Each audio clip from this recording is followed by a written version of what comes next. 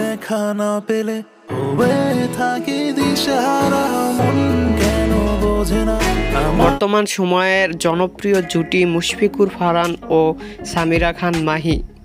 দিন দিন বাংলা নাটকের জনপ্রিয়তা বেড়েই চলেছে। সেই ধারাবাহিকতায় আবারও নতুন নাটক নিয়ে হাজির হয়েছেন জনপ্রিয় এই জুটি। নাটকটির নাম ডিয়ার বস।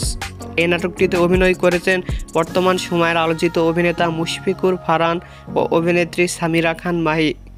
এই নাটকটি রচনা ও পরিচালনা করেছেন মেহেদী হাসান হৃদয়। নাটকটি আজকে দুপুর 2টার দিকে মুক্তি পাবে। এই নাটকটি দেখতে পাবেন আপনারা বিন্দু ভিশন ইউটিউব চ্যানেলে। আপনারা যদি দেখতে চান অবশ্যই বিন্দু ভিশন ইউটিউব চ্যানেলে চোখ রাখুন এবং নিয়মিত মুশফিক ফারহান ও সামিরা খান মাহির নতুন নাটকের আপডেট পেতে হলে চ্যানেলটিকে সাবস্ক্রাইব করে রাখুন।